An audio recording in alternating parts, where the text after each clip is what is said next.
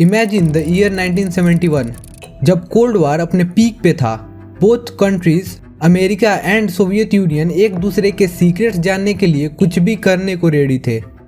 Soviet union को पूरा भरोसा था कि उनके मिलिट्री सीक्रेट्स सेफ हैं। क्यों? क्योंकि वो अपने मैसेजेस रेडियो वेव्स यानी हवा के थ्रू नहीं भेज रहे थे। वो जानते थे कि अमेरिकन सुन रहे हैं। इंस्टेड वो यूज कर रहे थे एक पुरानी टेक्नोलॉजी, एक मोटी सी केबल जो समुंदर के नीचे ठंडे गहरे पानी में पड़ी थी। उन्हें लगा कौन ही इतना क्रेजी होगा जो समुंदर के नीचे जाके एक वायर को ढूंढेगा। वेल, अमेरिकन सही में क्रेजी थे। यूएस नेवी ने एक सीक्रेट मिशन लॉन्च किया, ऑपरेशन आईवी बेल्स। इस मिशन के अकॉर्डिंग यूएस डाइवर्स को फ्रीजिंग ठंडे पानी में समुंदर सरफेस के 400 फीट नीचे भेजा गया। उन्होंने उस सोवियत केबल को ढूंढा, उस पे एक 20 फुट लंबा रिकॉर्डिंग और लिसनिंग डिवाइस लगा दिया। इस डिवाइस की हेल्प से अमेरिका सोवियत यूनियन की सारी टॉप सीक्रेट बातें रिकॉर्ड करता रहा और सुनता रहा without them ever knowing for decades. मैं ये क्यों बोल रहा? क्योंकि आज भी आपका पूरा इंटरनेट, आपकी पूरी डिजिटल लाइफ हवा में नहीं बल्कि वो पानी के नीचे है और वो खतरे में है। हम हमेशा सुनते हैं डेटा क्लाउड में सेव कर लो या इंटरनेट पे अपलोड कर दो, एटसेट्रा एटसेट्रा। बट हम में से अभी भी मोस्ट ऑफ द पीपल को ये लगता है कि इंटरनेट सैटेलाइट से चलता है, लाइक स्टारलिंक। बट सच ये है कि दुनिया का 99% डेटा, ये यूट्यूब वीडियो, आपका WhatsApp messages, international bank transfer, ये सब सैटेलाइट से नहीं बल्कि इन पतली फाइबर ऑप्टिक केबल से ट्रेवल करता है। ये केबल्स बाहर से मोटी दिखती हैं, like a garden rope, but अगर हम प्रोटेक्शन की layers like steel, plastic, coppers को हटाए तो हमें मिलता है ग्लास। और ये ग्लास इंसान के हेयर जितना पतला होता है। बट इतने पतले ग्लास के थ्रू हम डेटा ट्रांसफर करते कैसे हैं? इस क्वेश्चन का आंसर जानने से पहले हमें फिर से पास्ट में चलना होगा, 1850s के टाइम पे।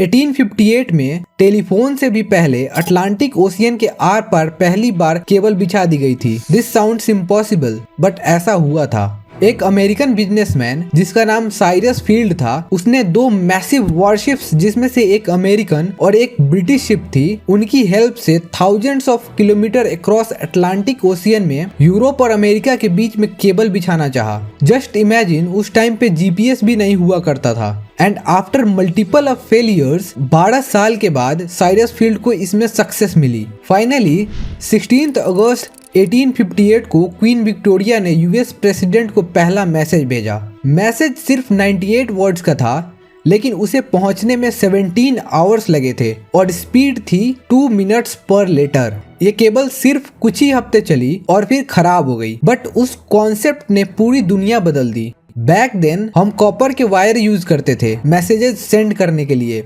आज हम ग्लास केबल्स यूज करते हैं 4K वीडियोस स्ट्रीम करने के लिए। Science is simple but magical. हम आज इन केबल्स से इलेक्ट्रिसिटी नहीं भेजते, हम इन ग्लास के थ्रू लाइट भेजते हैं। हम डेटा को लाइट की पल्सेस में कन्वर्ट करते हैं। इसके लिए केबल के एक एंड पे सुपर फास्ट लेजर्स लगे होते हैं जो 1 सेकेंड में billions of times on off होते हैं। ये लाइट पल्सेस लाइट की स्पीड से ट्रेवल करती है, अप्रॉक्स 3 लाख किलोमीटर पर सेकेंड।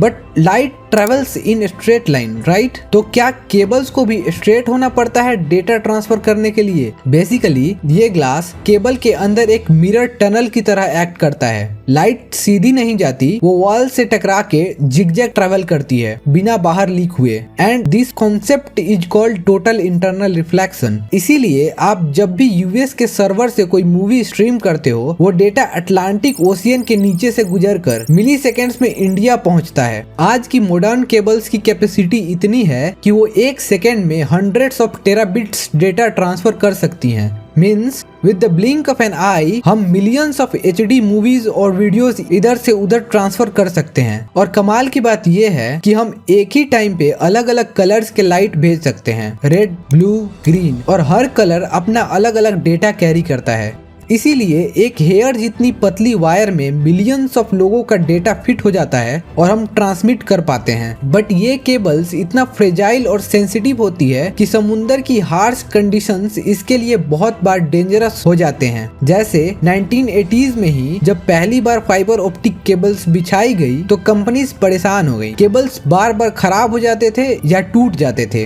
क्यों? क्योंकि फाइबर ऑप्टिक्स केबल से निकलती हुई इलेक्ट्रोमैग्नेटिक फील्ड्स शार्क को किसी फिश की तरह लग रही थी, जिसकी वजह से शार्क्स केबल को फिश समझ के खाने की कोशिश करते थे। इन रिजल्ट केबल्स टूट जाती थी। देन कंपनीज को केबल शील्ड करके प्रोटेक्ट करना पड़ गया। हर साल करीब 100 से 150 केबल्स कट हो जाती हैं जस्ट बिकॉज किसी शिप के कैप्टन ने गलती से एंकर गिरा दिया या किसी फिशरमैन का जाल फंस गया। 2008 में इजिप्ट के पास एक शिप का एंकर गिरने की वजह से मिडिल ईस्ट और इंडिया का 70% इंटरनेट स्लो हो गया था। Just one anchor. But just imagine, अगर एक गलती इतना डैमेज कर सकती है तो अगर कोई जानबूझकर इंटेंशनली इन्हें काटने या डैमेज करने की कोशिश करे तो क्या होगा। ये एक बहुत बड़ी प्रॉब्लम है। अब इस मैप को ध्यान से देखो। ये इंटरनेट का नर्वस सिस्टम है। नोटिस करो कि कैसे ये केबल्स रैंडमली नहीं बिछी हैं। ये स्पेसिफिक रास्तों से गुजरती हैं और यहाँ कुछ बहुत डेंजरस पॉइंट्स भी हैं, चोक पॉइंट्स। दुनिया में कुछ ऐसी जगह हैं जहां से हजारों केबल्स एक साथ एक पतली सी नाली से गुजरते हैं और इसका सबसे बड़ा रिस्की पॉइंट है इजिप्ट के पास रेड सी में। ऑलमोस्ट सारा इंटरनेट ट्रैफिक जो यूरोप से एशिया आता है वो इजिप्ट के इसी छोटे से हिस्से से गुजरता है। ये वर्ल्ड का सबसे बड़ा इंटरनेट ट्रैफिक जाम है। अगर कल कोई देश या कोई टेररिस्ट ग्रुप डिसाइड करे कि उन्हें वेस्ट को ईस्ट से कट करना है, फिर वो यहाँ अटैक करके बहुत बड़ी प्रॉब्लम क्रिएट कर सकते हैं। और ये सिर्फ थ्योरी नहीं है। रसिया और चाइना के पास ऐसे स्पेशलाइज्ड सबमरीन्स हैं जो समुंदर की गहराई में जाकर इन केबल्स को मैनिपुलेट या डिस्ट्रॉय कर सकते हैं। और ऐसी वॉरफेयर को कहते हैं grey zone warfare. Means war declare किए बिना दुश्मन की इकोनॉमी को पैरालाइज कर देना। और रिसेंट टाइम में एक और बड़ा चेंज आ रहा है। पहले केबल्स गवर्नमेंट्स लगाती थी और आज गूगल, फेसबुक और माइक्रोसॉफ्ट अपनी खुद की प्राइवेट केबल्स बिछा रहे हैं। इंटरनेट अब पब्लिक यूटिलिटी कम और प्राइवेट प्रॉपर्टी ज्यादा बन गया है। हम एक वायरलेस दुनिया में रहते हैं दोस्तों, लेकिन रियलिटी ये है कि हमारी पूरी सिविलाइजेशन, हमारा पैसा, हमारी बातें, हमारी सिक्योरिटी सब कुछ समुंदर के नीचे अंडर वाटर पड़ी कुछ ग्लास के केबल्स पे टिकी है।